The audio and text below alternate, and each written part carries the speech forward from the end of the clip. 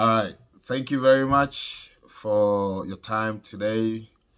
And we welcome you to this channel, Obapa TV USA. Today, we'll be talking about the fallout of Chelsea, current situation, Chelsea's form, which in any way you describe it's very terrible. Very, very terrible. Chelsea's form is not encouraging for the club and the supporters. Now, with Chelsea's performance, inconsistent performance, since Thomas Tuchel left, Graham Potter has not been getting very well. His first game, he had a wonderful game, but after the first game, it has not been consistent. Somebody would say due to the 11 players injured, a consistent injury at Chelsea, and then some will say maybe the players are not capable of being playing for the club, or they are not good enough to be playing for Chelsea. Anyhow you describe it. Today, we're going to talk about it. We're going to view our opinion about the Chelsea's current performance, and what do you expect with Graham Potter still at post as the head coach, with the owners backing Graham Potter, and the players keep coming in and out. Players keep coming in. Now, João Felix had his first game today, but unfortunately didn't end well. We'll be talking about that one as well. I want you to please subscribe to this channel, Obapa TV USA. Please subscribe to this channel, Obapa TV USA. We're talking about Chelsea and the situation of Chelsea. Losing. Now, Chelsea, out of 18 games, Chelsea has lost 7 games in the Premier League. And Chelsea is out of the 2 major cup tournaments in England, the Carabao Cup and then the FA Cup. Chelsea were eliminated from this tournament by one team. Man City. Man City was the same club that eliminated Chelsea and the same club that eliminated Chelsea from the Carabao Cup and the FA Cup. Okay, my name is Daniel Esuman. I'll be joined by my friend, colleague, journalist way back in Ghana. He's right now in the United States, here in the United States in Washington, and he'll be joining the show here. We're talking about Chelsea. And what do you think is the future looking like for Graham Potter and his Chelsea? Thank you very much. Please subscribe to this channel, Obapa TV USA. When you hit on the subscribe, you go to the bell, you hit on the bell, and then you hit on the like. You can comment, you can send your comments, your contribution, any question down there. And then you share for anybody, to be a Chelsea fan, or anybody who loves to listen anything about Chelsea, to get a view of it. Okay, so let's talk about the Premier League. Chelsea's inconsistent performance in the Premier League. 18 games, won 7, drew 4, and then lost 7. Won 7, drew 4, and then lost 7. Okay, so Chelsea lies 10th position in the Premier League, half of the Premier League. The half table of the Premier League. With 25 points. Between the Chelsea and the 4th place team, Manchester United, is 10 points. And the Manchester United is even having a game to play this weekend. Okay, so can we confidently say Chelsea's out of the top 4? European football next season is out for Chelsea. Based on what we're seeing here today, 18 games, and even between the 4th and the 10th place, Chelsea is 10 points. Manchester United is at the moment on top of their form. Erik ten Hag is doing a wonderful job for Manchester United. So, can we confidently say that Chelsea is out of the European football next season? And how does it look like? Or do you think Chelsea still have opportunity to be in Europe? Okay. Somebody will say maybe Europa League or Conference League, but Champions League is very hard. Very, very hard. Okay, so we'll be talking about Chelsea-Fulham game, the Southwest Derby. And then unfortunately, since 2006, Fulham has not been able to beat Chelsea, and today happens to be the second time Fulham is having a win at Craven Cottage against Chelsea. And this Fulham team this season, credit goes to Marco Silva. He has done a wonderful job. No wonder he's been he's been being in line to be awarded a new contract by the owners of Fulham. Been doing a wonderful job at the Craven Cottage, Fulham. Now, the first game for Fulham against Chelsea, he won. Okay, so we'll be talking about it and the players that played today. Today, Zakaria was injured. Dennis Zakaria was injured today, making it 11. Players for Chelsea, 11 possible starters for Chelsea who are on the injury list. It keeps coming and out, coming and coming. The results are not impressive. Players are coming. Under Graham Potter, this is the fifth signing for Graham Potter in the name of João Felix.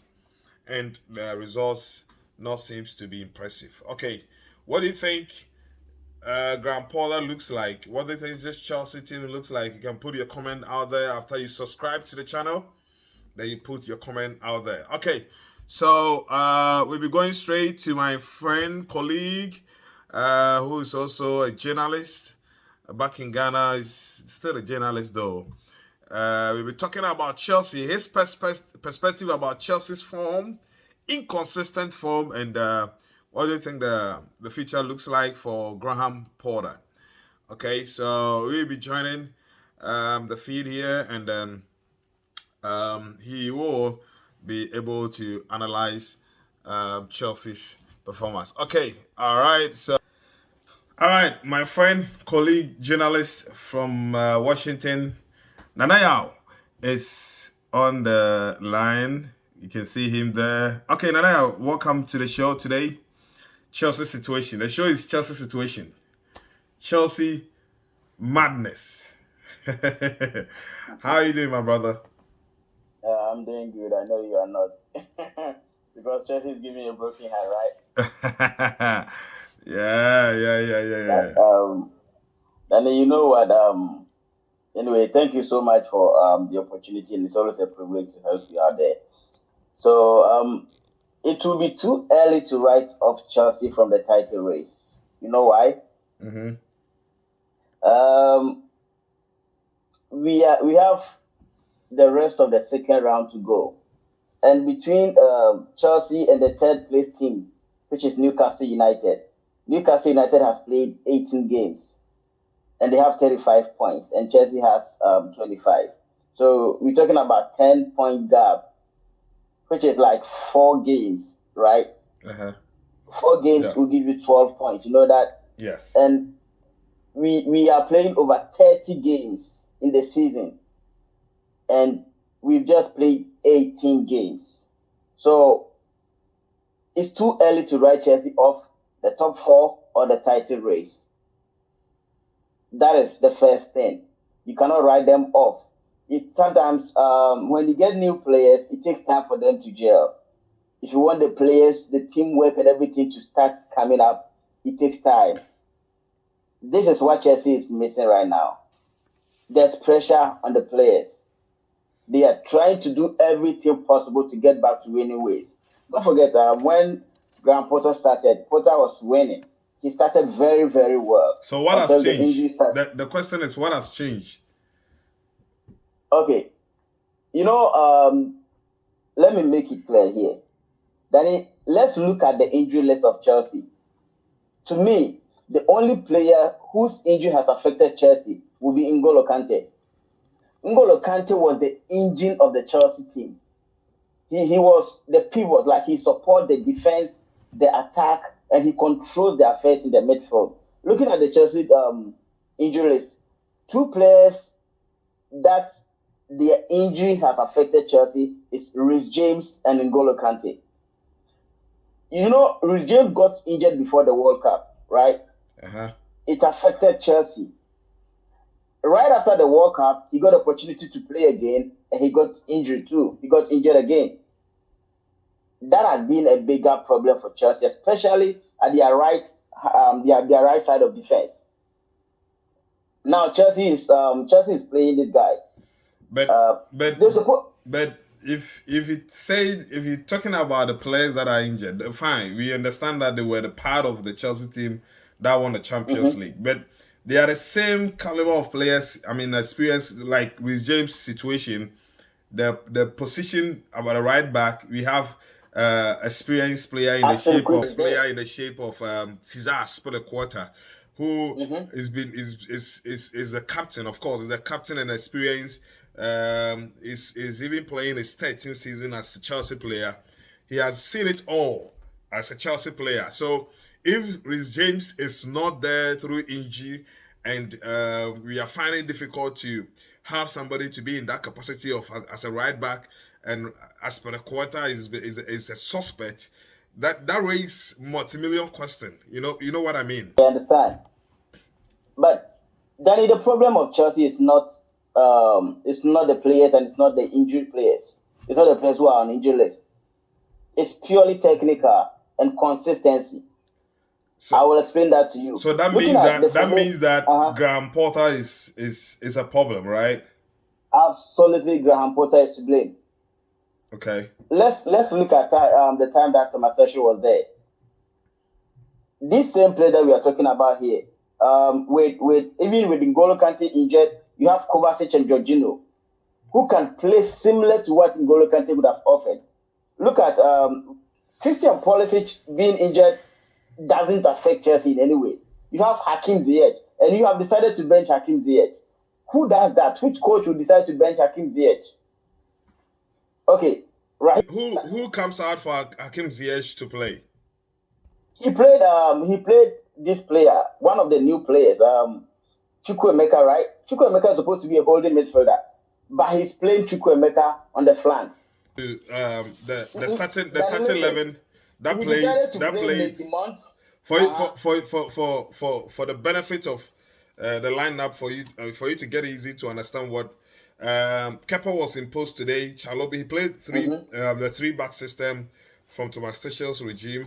Chalobah, Thiago Silva, Kalidou Koulibaly, and then Azpilicueta, and then Hall, Lewis Hall, that the young chap, and then in the midfield he had Mateo Kovacic, and then he had Denis Zakaria and Mason Mount, and then he played João Felix, supporting Kai Havertz. Yes, supporting Kai Havertz in the attack.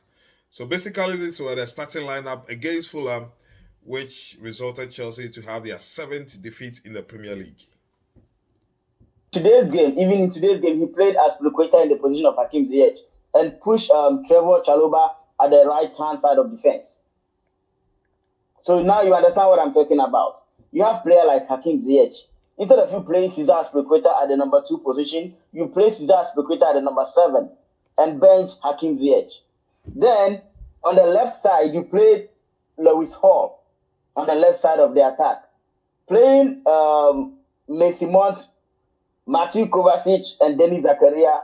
To me, it's not the best formation for Chelsea.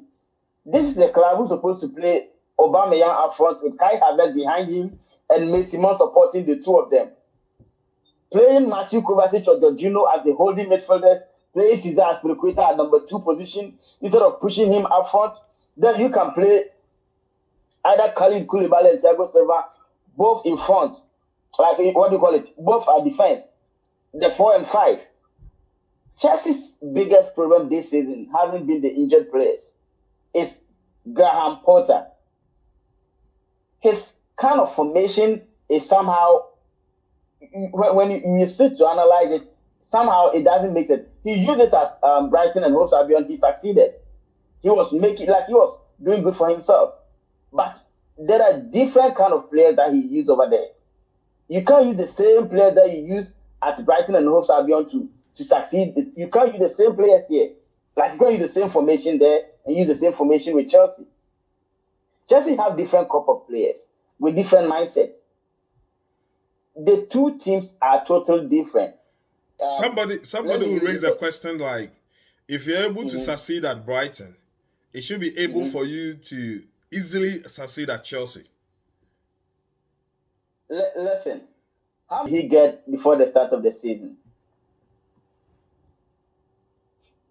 After this World Cup, every player that he said he wants, they are trying to get him all the players. So far, how many players have Chelsea signed?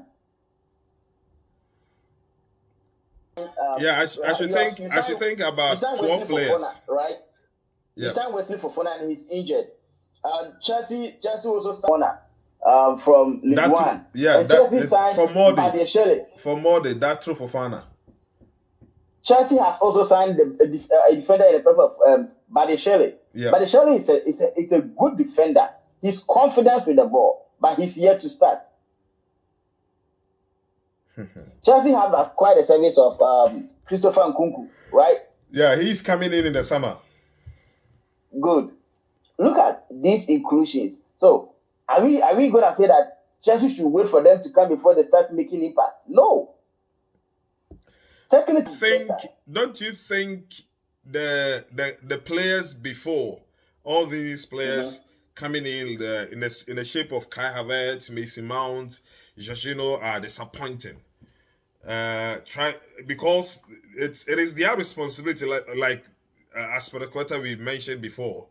It is their responsibility to push and help the new players coming into jail and to resort for the team. But in a way, they're already disappointed. So it's making it hard for the new players to get a chance to play. Yeah. Don't forget that they are not getting a chance to. Jorginho is always starting from the bench. Jorginho is not getting the chance to play like a regular in the first 11. Kovacic has been playing, that's cool. But looking at Chilwell is injured for the number 3 position. There are some players who are supposed to help the new ones before they can get their feet in the team. But these players are on the bench. How do they support the new ones? You understand my point? Let's see. Let's look at this from this angle. There are some coaches like Guardiola, Luis Enrique, Zinedine Zidane, Carlo Ancelotti. These coaches, when they have youngsters, they blend them with the old and experienced ones so that they learn from them gradually. I don't know if you understand this. Yes.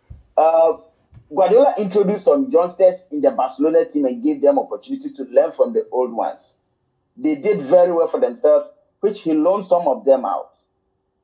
Look at Sergio Roberto and the Luis Enrique. He used him in so many positions. He got the experience, and now he's a very good player for Barcelona. Look at what Ronald Koeman did for Pedri and Gavi. And look at the Barcelona team now.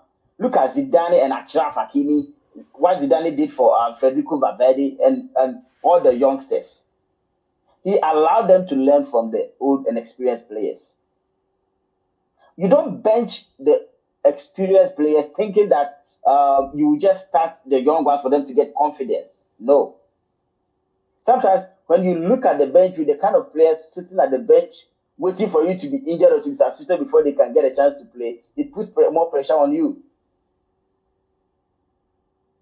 I understand when Trevor Chalobah got the first chance to start for Chelsea, he did very well. He even scored, right? Yeah. The problem at Chelsea right now is how do you blend the experienced ones with the young and upcoming ones? And don't forget, there's one problem at Chelsea that has been there since the time of Drogba and Kalou. The case of the number 9. I don't know if you agree with this. Yeah. But Lukaku was having it in the beginning of the season, but Lukaku suffered the curse of the number 9. Now Aubameyang is suffering the same thing. Instead of you giving him confidence to start him and play Kai Havertz and Mason Mount behind him, you are benching Aubameyang. Yet you expect to score goals. It doesn't make sense.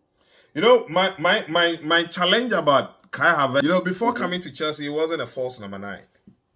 He wasn't number 9. He was Kai Havertz was not. He was a number 10 boy back in Leverkusen. But ever since Tomatisho started using him false number 9 and he had that Champions League goal, Kai Havertz has always been used as false number 9. That is my first question. Why are we keeping this player as false number 9 whilst we can have him on his best position and bring in a typical striker to support him? If the striker is not scoring, the Kai Havertz that we used to play as false number 9, now playing as number 10, will be scoring, will be supporting to score. So if João Felix is in, we can have Kai Havertz and João Felix supporting a typical striker to score.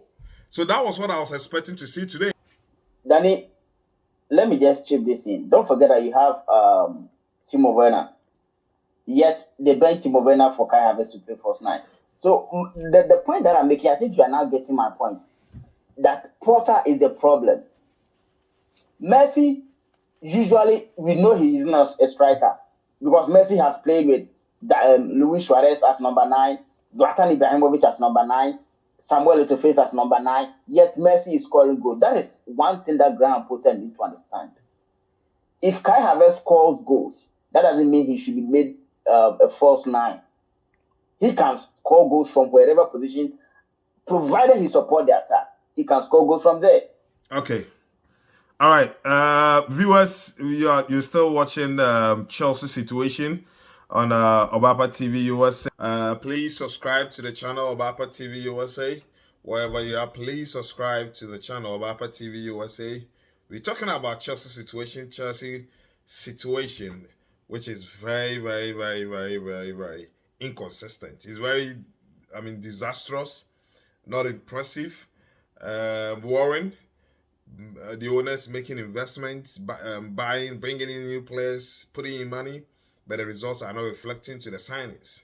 All right, we'll be back soon. All right, so we're still talking about Chelsea situation live on Obapa TV. You can please subscribe to the channel. You hit on the subscribe button and then you hit on the notification so that every time we drop a video, you'll be the first person to know about the video. You like and then you share to everybody to enjoy. Okay, so we're still talking about Graham Potter. We understand Graham Potter is the problem for Chelsea situation. Now, Graham Potter is the first Chelsea manager to lose 3 in a row since Glenn Hoddle. And then Fulham has beaten Chelsea for the first time since 2006. It's a very long time. All right, Standard Sports ratings Chelsea. And then we understand Thiago Silva, João Felix, who had a red card during the game.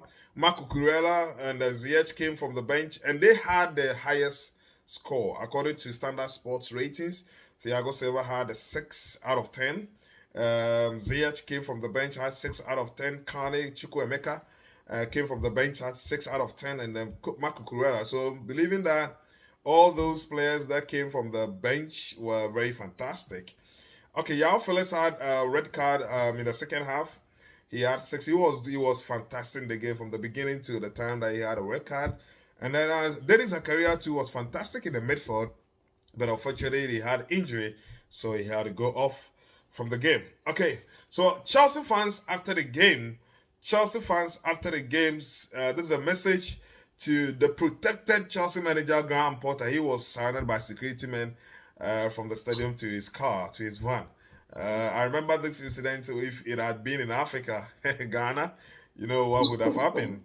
There's change. Yes, change the manager. Change the squad. That is the message from the Chelsea fans to Graham Potter when he was on his way from the stadium to his van. Change the squad. They are the problem. Change the squad. They are the problem. Change the squad. They are the problem. Yeah, Thomas Tuchel said the same thing. Thomas Tuchel is not changing because the same players are the same problem. The same players have been there. So now you are buying new ones. So let's see if you offload the old ones. Okay, so keeps growing in each and every day. Okay, so the injury list. Denis Zakaria injury has ended Chelsea 11 typically started players injured, including goalkeeper Edouard Mendy. Okay, so the lowest total of goals for Chelsea team after 20 Premier League. 20 Premier League. So Chelsea is having a worst time season. So Chelsea is having a total goals of at the moment after 18 games, Chelsea is having a total goals of 21 goals for, and then 21 goals again. So if you do the calculation, Chelsea is technically not having a goal on credit. Wow, interesting. Chelsea is not the Chelsea that we know some years ago.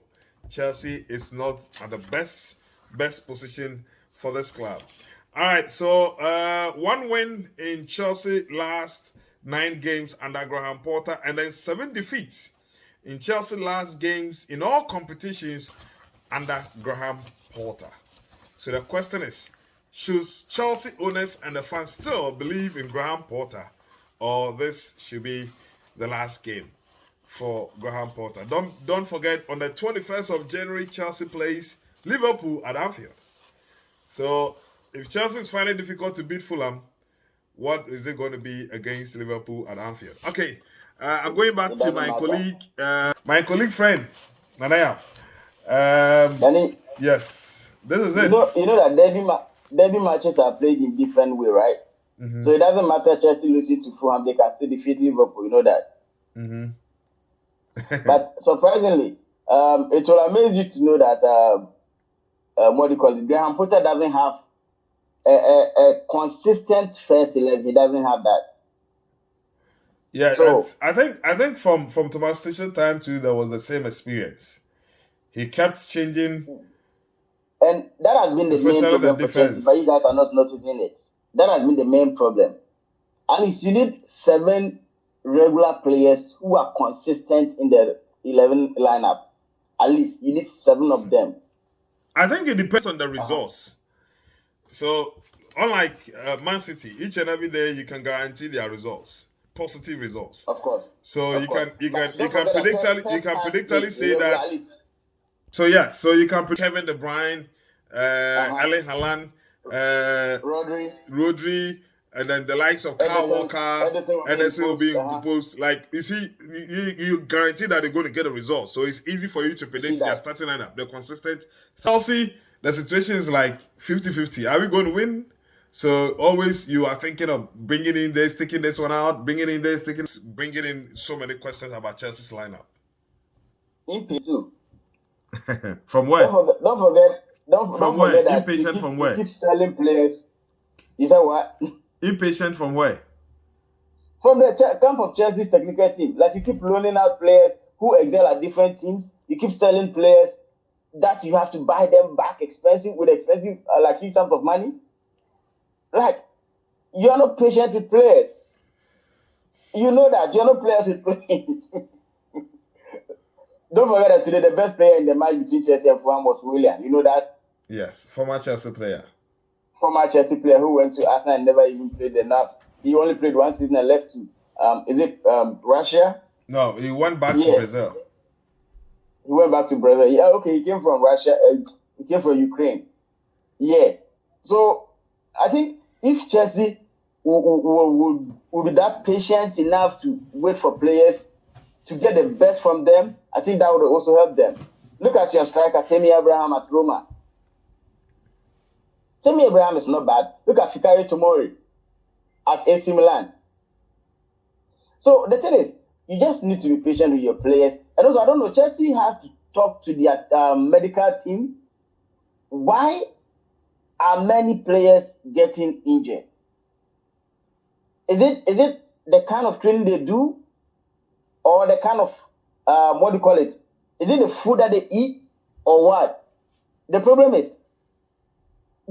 Chelsea need to go deeper and analyze this injury situation. It looks like every match Chelsea gets one player going out injured. That has been the trend. Even though I still believe that the injury list is not affecting the results of Chelsea because it's not even making any difference, because the only players that could make good impact or great impact will be Reece James and N'Golo Kante. But still, you need to look into the injury situation of Chelsea. And it will help a long way.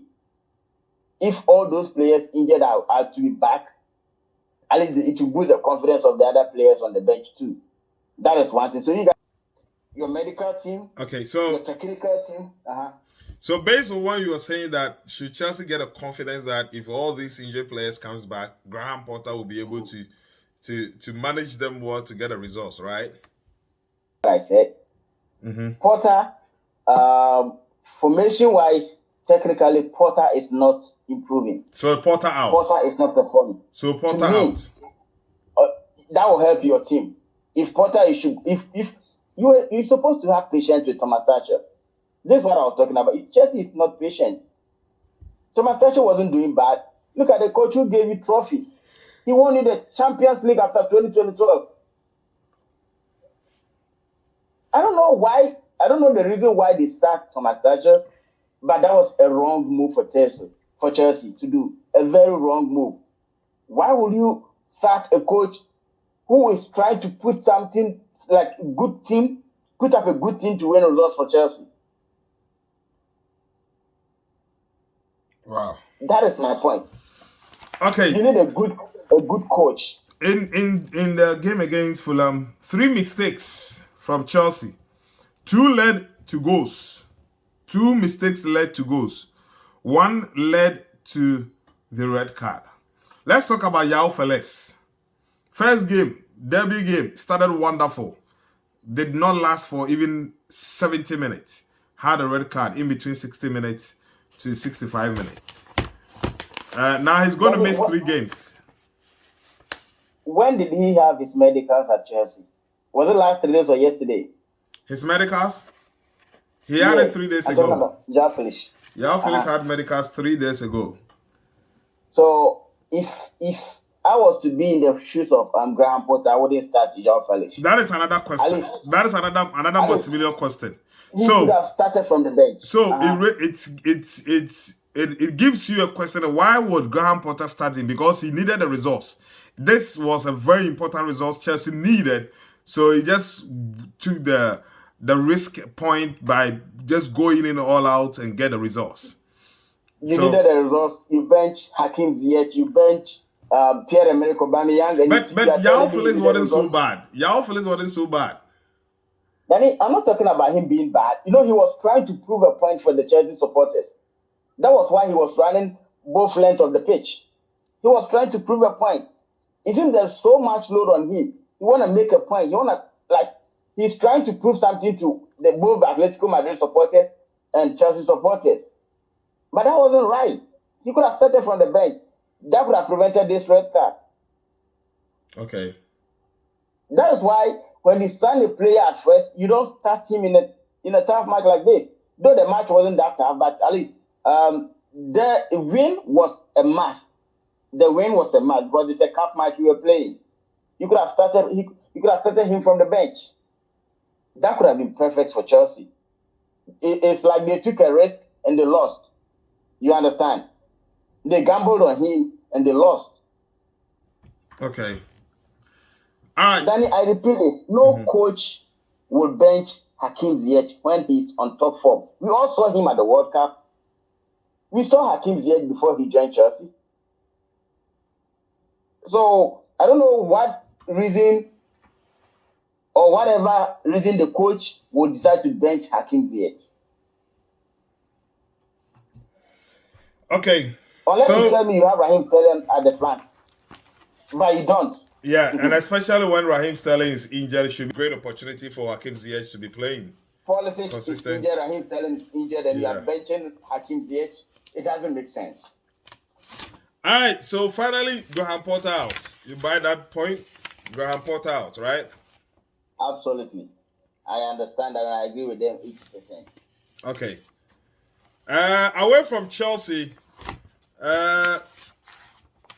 what do you think, going back to the Ghana Premier League, what do you think, on your perspective, should have supporters be at the stadium for the Ghana Premier League games?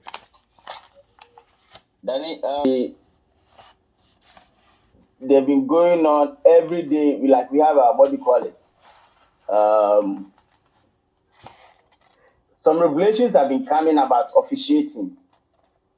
We keep hearing this referee did this, he took this, he did that. One main reason that is preventing supporters from going to the pitch is officiating. That is one. Referees are not being fair. They keep making mistakes upon mistakes. And secondly, is politics in the game. It looks like Kento Kreku, Prosper Harrisonado, and their team had an agenda before coming to office. So the thing is, they want to tell everybody that they are beyond criticisms. And everything about anybody or any team that criticizes them or that any person who's against them, your team must be sabotaged. And that is wrong.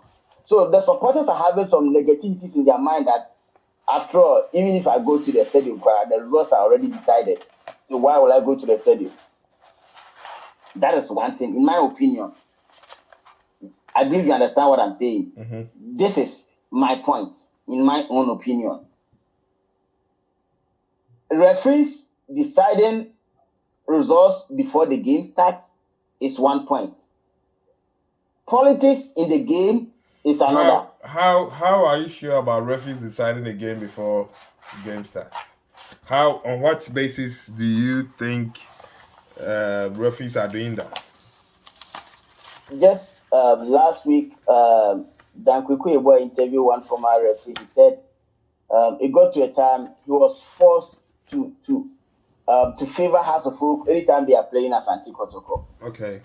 By airfare officials and sports ministers. It got to a time, but he didn't mention that is what they've been doing now. Some good. And that is not. Was it another referee or Kwampa? I want to get what do you call it? The correct what do you call it? Story before I make my point. I just don't want to make any accusations or to alert anybody, because this sometimes I know it's what do you call it? Image tarnishing comments. I don't just want to make it. I just want to make sure I have the facts. We have all these things out there, Danny. Every day there are stories about referees being chased from the stadium or from the park. It doesn't make sense. People will go to stadium and at the end they will be throwing stones, throwing a whole lot of stuff, injuring people. Do you want to go to stadium thinking or being afraid of your life? No. I believe you understand that. The security level at the various stadiums, Danny, is very bad. Division 2, Division 1 matches, people get injured, even players being beaten up, even in the women league, and that is bad. Okay. And Danny, we shouldn't forget about cost of living too. Even many people are trying hard to get ends meet. So if you don't sell them the good game that they're expecting, it will be difficult to sacrifice their money to go and watch a soccer game in the stadium. Okay. It's one major factor. Everybody is complaining. At the end, who am I going to watch on the pitch? Which player?